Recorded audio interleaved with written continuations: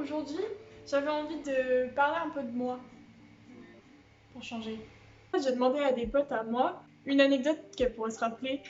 Il y a des petits trucs, bon, il y a des trucs assez simples, vous allez faire ouais, oh, ça va. Puis il y en a d'autres un peu plus. Voilà. Donc, première anecdote. J'ai noté sur une feuille. Enfin, c'est pour ça que je regarde tout le temps la feuille. Sinon, j'oublie. En août dernier, j'ai été me faire tatouer avec une de mes potes. Enfin, elle s'est pas fait tatouer, mais elle m'a accompagnée. C'était pendant le Covid. Le copain, la tatoueuse avait envoyé un mail. C'est un mail récapitulatif de ce qu'il fallait que j'emmène, ce que je fasse et tout. Sauf que c'était un mail déjà prédéfini, genre le mail il existe depuis plusieurs années, elle envoie ça à chaque rendez-vous. Et il n'a pas été modifié spécifiquement pour le coronavirus. Donc normalement j'avais pas le droit d'être accompagnée. Mais comme dans le mail, il disait qu'on avait droit à une personne, je dis ah peut-être qu'on a le droit d'avoir un seul accompagnateur et tout. Donc elle est venue avec moi. On se gare, moi je suis toute excitée, je me faire tatouer. On arrive là-bas, l'heure arrive, elle ouvre la porte. Donc ma pote commence à rentrer avec moi. Et là, le tatoueur il met un stop genre. Par contre, il n'y a pas d'accompagnateur. Donc elle est venue pour rien en fait. Elle est restée à la porte. Voilà, j'ai laissé ma pote à la porte, je lui ai dit « Est-ce que tu veux venir m'accompagner et me faire tatouer ?» Mais oui, carrément Charlotte, parce que je suis une amie très fidèle et je te soutiendrai toujours dans tes démarches. Mais qu'est-ce que fait Charlotte? Elle te laisse à la porte. Et attendez, c'est pas tout. Quand on repart du salon de tatouage, une fois que mes affaires sont terminées, nous arrivons à ma voiture et... Mais c'est dit qu'elles avaient pas oublié qu'il fallait payer le parking. Voilà, j'ai pris ma première prune en fait, parce que j'étais complètement ailleurs, je pensais qu'au tatouage. Et résultat, j'ai laissé ma pote à la porte et le karma a fait son chai.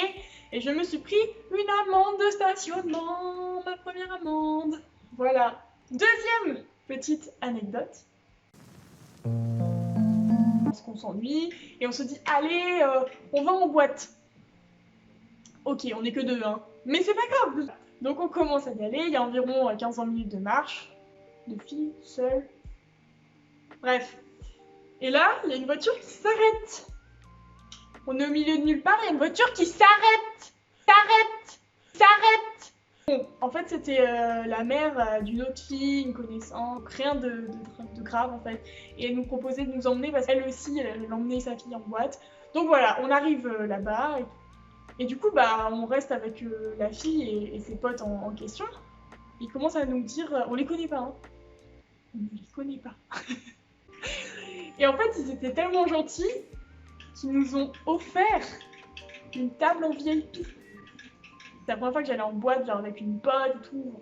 Et on se retrouve en VIP, gratuit, avec tout compris. La troisième, c'est encore sur une boîte de nuit. C'est pendant la prépa. Les premiers week-ends, on s'emmerdait un peu, mais on n'avait pas trop de taf, donc on se dit, on va visiter la ville. Enfin, quand on entend visiter la ville, c'est faire des soirées, hein. Boîte de nuit, bar, voilà. Bon, sauf que c'est pas compliqué, il y avait rien à faire. Il y avait pas de bar, mais peut-être deux qui ferment à 22h. On voit qu'il y a une petite boîte de nuit, on se dit pourquoi pas, ça peut être sympa, on y va. On rentre. Il y avait surtout des mecs lourds, très lourds. On commence à danser, mais on se regarde à de dire bon, on s'en va, on va s'en aller quoi. Mais on reste une demi-heure histoire de dire voilà, on va pas vexer les gens. Tout petit endroit, on s'attendait pas du tout à ça en fait. C'était un tout petit lieu avec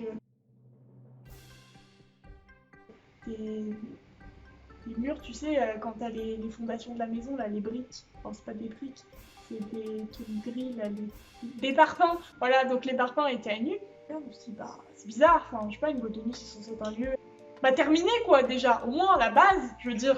Et là il y a un projecteur qui nous tombe à genre 10 cm de nous, genre le projecteur qui tombe, enfin pas le projecteur, oui, projecteur de lumière quoi, il tombe,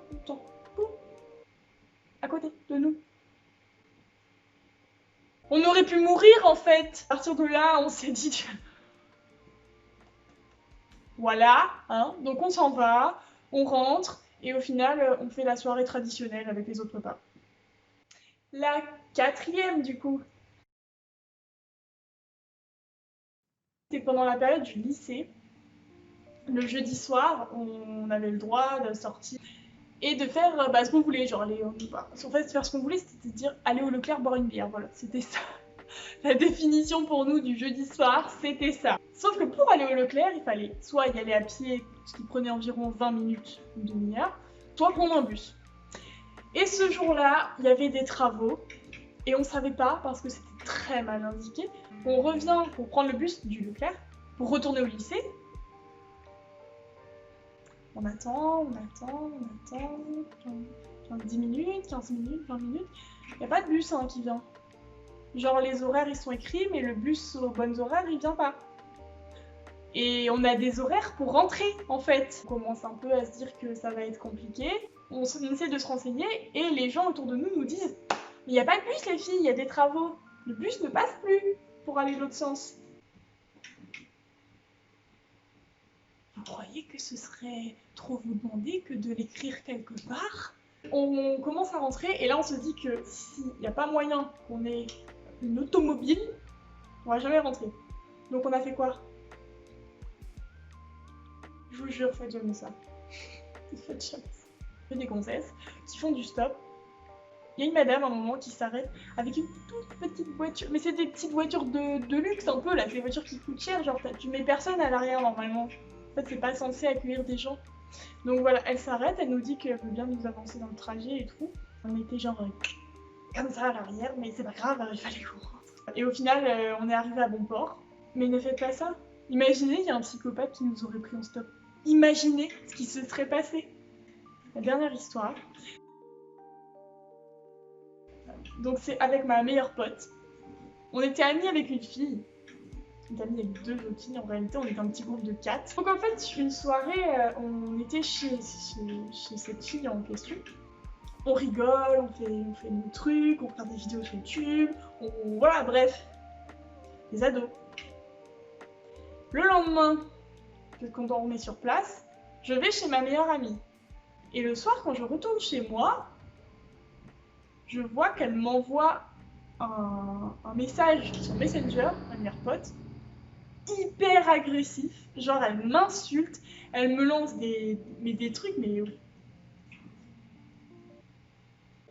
Je cherche ce que j'ai pu faire. Et genre, peut-être 1 heure après, ma meilleure amie m'envoie un autre message en mode coucou. Du coup, moi j'avais pas compris. Sur le coup, j'ai fait mais qu'est-ce que tu fais? Genre, t'es lunatique en fait. Je comprends pas. Parle, tout ça, elle me dit mais c'est pas moi, j'ai du mal à la croire. Bon, on se rabiboche un peu. Les jours passent. Je continue à recevoir des insultes. Son compte Facebook est pourri, genre complètement pourri. Il y a des commentaires bizarres, toutes ces photos, mais d'elle-même. Et chez ma meilleure amie, un soir, et je lui dis bah écoute, de toute façon, je te fais confiance, je sais que c'est pas toi, donc on va poser un piège à la personne. Je pense savoir qui c'est. On réfléchit toutes les deux. Évidemment, le compte de ma meilleure amie m'envoie un message, sauf que ma meilleure amie est à côté de moi, donc... Et là, on dit le nom de la fille en question. On dit, on sait que c'est toi. Putain, mais en fait, à un moment, ma meilleure amie, elle avait le dos tourné dans la soirée où on était chez l'autre. Pas trop, mais elle a récupéré son mot de passe parce qu'on se fait confiance en tant qu'amis. Genre, on n'est pas là en mode, tiens, je te donne mon mot de passe, mais moi, je suis pas là à faire, regarde pas. Enfin, je m'en fous. Elle a chopé le mot de passe et elle s'amusait à envoyer des messages aux gens qu'elle aimait. Et moi y compris. Elle s'est fait pirater, entre guillemets, son compte par une de nos amies qui était jalouse de notre relation. Enfin, on suppose jalouse de notre relation. Et c'est un truc qui nous a marqué parce que ça s'est passé il y a 7 ans, quoi, 7-8 ans.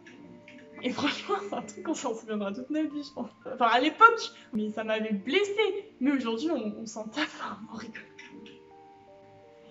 Merci d'avoir écouté ces petites anecdotes de mes potes sur moi. Merci à elles d'avoir participé, du coup, big up à vous 4. Et merci à vous d'avoir suivi la vidéo jusqu'au bout. J'espère que ça vous a au moins fait sourire pour certaines. Je vous fais de gros bisous et j'espère à la prochaine. Ciao!